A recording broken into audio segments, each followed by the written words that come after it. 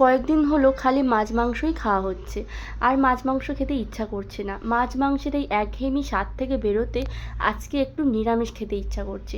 আর নিরামিষটা এমনভাবে রান্না করব যেটা মনে হবে খেলে মাছ খাচ্ছি না মাংস খাচ্ছি না, তার থেকে আরও বেশি ভালো কিছু খাচ্ছি। আজ আমি রান্না করব আলু পনিরের তরকারি। তো বন্ধুরা, কি ভাবছো আলু পনিরের নিরামিষ তরকারি কেমন হবে? খেতে কিন্তু দারুণ টেস্টি। তো চলো দেখে নেওয়া যাক ঝটপট কিভাবে আমি রেসিপিটা বানাচ্ছি। তো সবার প্রথমে দেখো, এখানে ফ্রেশ পনির মা মিষ্টি দোকান থেকে এনে দিয়েছিল, আর বলেছিল যে দোকানদার দিয়েছিল যে পনিরটা 1-2 দিনের মধ্যে যে রাখলে নষ্ট হবে তা নয়, তুমি 1 সপ্তাহ ধরেও পনিরটা রেখে খেতে পারবে। একদম ফ্রেশ পনির, দেখেই বুঝতে পারছো পনিরটা কত সুন্দর। তো যাই হোক, পনির অনেক রকমভাবে রান্না করেছি, কিন্তু আলু দিয়ে এই ফার্স্ট টাইম আমি পনির রান্না করব। তো আলু পনিরের এই তরকারিটা খুবই ফেমাস একটা রেসিপি। তো দেখো কিভাবে আমি বানাচ্ছি। সবার প্রথমে পনিরটাকে ছোট ছোট করে কেটে নিয়েছি, তারপর পরিমাণ মতো একটুখানি হলুদ গুঁড়ো আর একটু সামান্য পরিমাণ লবণ দিয়েছি। যেহেতু পনিরটা খুব নরম, তো খুব আলতো হাতে কিন্তু মাখাতে হবে, নইলে পনিরগুলো ভেঙে যেতে পারে। দেখতে পাচ্ছ কত আলতোভাবে আমি মশলাটা মাখিয়ে নিলাম। আর এদিকে কড়াইতে তেল দিয়ে তেলটা খুব ভালো করে গরম করে নিয়ে দিয়ে দেবো কেটে রাখা আলুগুলো। দেখো, ঠিক পনিরের যেরকম সাইজ করে পনির কেটেছি সেরকম সাইজ করে কিন্তু আলুগুলো আমি কেটে নিয়েছি। আর পরিমাণ মতো দিয়ে দিলাম হলুদ গুঁড়ো, দিয়ে ভালো করে নাড়াচাড়া করে আলুটাকে প্রথমে লালচে লালচে করে একটু ভেজে নেব। তো আলুটা একটু লালচে লালচে করে ভাজলে কি হয়, যখন পনিরের তরকারি করব খেতে কিন্তু দারুণ লাগবে। দেখো আলুটা কত সুন্দর ভাজা হয়ে গিয়েছে, আরও একটুখানি ভাজবো, ভেজে তারপর আমি আলুটাকে তুলে নেব। আলুটা তো ভাজা হয়েই গিয়েছে, আলুটা আমি তুলে নিলাম। এরপর যে কড়াইতে তেল ছিল আর একটুখানি তেল দিয়ে আমি পনিরটাকে ভালো করে ভেজে নেব। দেখো, পনিরের মধ্যে কিন্তু আমি লবণ আর হলুদ অলরেডি অনেক আগে মাখিয়ে রেখেছিলাম, সেই জন্য এক্সট্রা করে কিন্তু আর কোনো মশলা আমি দেবো না। একে একে সমস্ত পনিরগুলো দিয়ে দিলাম। যেহেতু আমার পনিরটা খুব একটা বেশি না, তো আলুর অনুযায়ী কিন্তু পনিরটা দিয়েছি। ভালো করে নাড়াচাড়া করে আমি পনিরটাকে তুলে নেব, কারণ পনির কিন্তু বেশি ভাজলে একটু শক্ত হয়ে যায়। তো বন্ধুরা, তোমরা যখন পনির রান্না করবে এই রকম কম ভেজে কিন্তু পনিরটাকে তুলে নেবে। জাস্ট এপিট ওপিট উল্টে পনিরটা সঙ্গে সঙ্গে তুলে নেবে। তো আমার পনিরটা ভাজা পুরো কমপ্লিট।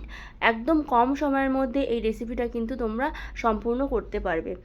তো পনিরটা এবার তুলে নিলাম একটা প্লেটের মধ্যে।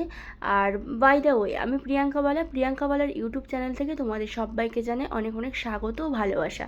তারপর পনিরটা তুলে নেওয়ার পর কড়াইতে আমি দিয়ে দিলাম একটু জিরে ফোড়ন, আর 2টো এলাচ, 2টো গরম মশলা আর একটা তেজপাতা দিয়ে ফোড়নটা আমি ফ্রাই হতে দিলাম। যেহেতু এটা নিরামিষ রেসিপি, এর মধ্যে তো আদা রসুন পেঁয়াজ পড়বে না, তাই এমনভাবে রান্নাটা করতে হবে কম মশলায় খুবই সুস্বাদু একটা রেসিপি যেন হয়। তো তারপর তেলের মধ্যে দিয়ে দিলাম পরিমাণ মতো আদাটাকে আমি গ্রেট করে নিয়েছিলাম। আর দিয়ে দিলাম 2টো টমেটো কুচি। তো ছোটো ছোটো সাইজের 2টো টমেটো ছিল ঘরে, সেটাই ভালো করে কুচিয়ে দিয়েছি। তো ভালো করে টমেটোটা দিয়ে ভালো করে কষিয়ে নেব, যাতে কাঁচা গন্ধটা একদমই না থাকে আদা টমেটোর। তারপর দিয়ে দিলাম পরিমাণ মতো জিরের গুঁড়ো, 1 চামচ পরিমাণ দিয়েছি আমি এখানে। একটু 1/2 চামচ পরিমাণ হলুদ গুঁড়ো দিলাম, আর 1/2 চামচের একটু বেশি পরিমাণ দিলাম লঙ্কার গুঁড়ো, কাশ্মীরি লঙ্কার গুঁড়ো। আর হ্যাঁ, অবশ্যই এই মশলার পরিমাণটা বন্ধুরা তোমরা তোমাদের মতো কিন্তু দিও।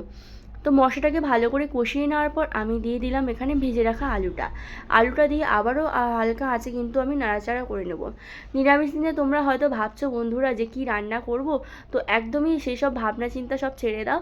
তোমরা নিরামিষ দিন হলেই কিন্তু এইরকম পনির রেসিপি একবার করে খেয়ে দেখো, খেতে কিন্তু অসম্ভব ভালো ছিল। যারা হয়তো ভাবছো যে নিরামিষ দিনে ভাত খেতেই ইচ্ছা করছে না, এইরকমভাবে রেসিপি থাকলে কিন্তু তোমাদের এক থালা ভাত এক নিমিষেই উঠে যাবে। আঙুল চেটে পুটে কিন্তু খেতে হবে বন্ধুরা, কথা দিচ্ছি। তো তারপর আলুটাকে ভালো করে কষিয়ে নেওয়ার পর দিয়ে দিলাম পরিমাণ মতো একটু লবণ দিয়ে আবারও কিন্তু আমি ভালো করে নাড়াচাড়া করে নেব, কারণ আলুটা ভাজার সময় আমি কিন্তু লবণ দিইনি। তো তারপর আমি এখানে জল অ্যাড করছি, মিডিয়াম পরিমাণ জল অ্যাড করব, কারণ পনিরের রেসিপিটা বেশি পাতলা হলে ভালো লাগবে না, একটু গায়ে মাখা হলে কিন্তু খেতে বেশ ভালো লাগবে। তো জল দিয়ে দিলাম। এরপর তরকারিটা ফুটে গেলে তারপর পনিরটা দেব। পনিরটা একদম নামানোর 5 মিনিট আগে আগে দেব। দেখো আলুটা প্রায় অর্ধেক সেদ্ধ হয়ে গেছে, আমি সামান্য পরিমাণ একটুখানি চিনি দিলাম। তো চিনিটা দিলে আমার মনে হয় ভালো হয়, যেহেতু এখানে টমেটো দিয়েছি আর নিরামিষ রান্নায় একটু হালকা করে চিনি দিলে রান্নার ব্যালেন্সটা ঠিক থাকে টেস্টের। তো তারপর দেখো পনিরটাও দিয়ে দিলাম। আগে ভাগে বেশি পনিরটা দিলে পনিরটা ভেঙে যেতে পারে। তো তারপর আমি পনির দেওয়ার পর দিয়ে দিলাম বেশ কয়েকটা কাঁচা লঙ্কা চিড়ে, যাতে কাঁচা লঙ্কার ফ্লেভারটা খুবই ভালো হয়। তো এখন আলু পনিরের তরকারি প্রায় রেডি হতে চলেছে। তো গরম গরম ভাতের সাথে আমাদের পরিবারের লোকজনকে সার্ভ করব এই আলু পনিরের তরকারি। তো বন্ধুরা, তোমাদের ভিডিওটা কেমন লাগছে অবশ্যই কমেন্ট সেকশানে কমেন্ট করে জানিও। ভিডিওটা যদি ভালো লেগে থাকে লাইক অ্যান্ড শেয়ার করে অনুরোধ রইল তোমাদের। তো যাই হোক, আলু পনিরের তরকারি প্রায় শেষের পথে। এরপর আমি দিয়ে দেবো সানরাইজের গুঁড়ো গরম মশলা। তো এখানে তোমরা গরম মশলাটা বাটাও দিতে পারো, কিন্তু গরম মশলাটা মাস্ট দিতেই হবে। কালার দেখেই বুঝতে পারছো রেসিপিটা কেমন হয়েছে। তো একদম আঙুল চিটেপুটে খেতে হবে এই রেসিপি যদি থাকে। তো আমার তো খুবই ভালো লাগে এই রকম রান্নাবান্না করে খেতে। সবসময় তো মাছ মাংস খেতে ভালো লাগে না, তো মাঝে মধ্যে এরকমই খেতে ইচ্ছা করে। তো যাই হোক বন্ধুরা, আমার চ্যানেলে যারা নতুন রয়েছে তাদেরকে অনুরোধ করব চ্যানেলটিকে ঝটপট সাবস্ক্রাইব করে নাও। সাবস্ক্রাইব করলে আমার চ্যানেলের যে নতুন নতুন রান্নার ভিডিও আমি আপলোড করি তার নোটিফিকেশানটা তোমরা খুব তাড়াতাড়ি পেয়ে যাবে। আর দেখতে থাকো প্রিয়াঙ্কাওয়ালা ইউটিউব চ্যানেল। তো যাই হোক, দেখে তোমাদের রেসিপিটা কেমন মনে হচ্ছে সেটা কিন্তু অবশ্যই জানাতে ভুলো না। আলু পনিরের তরকারি পরের বার আরও নিরামিষ কোনো পদ থাকলে অবশ্যই তোমাদের জন্য নিয়ে আসবো আমার রান্নাঘরে। টাটা।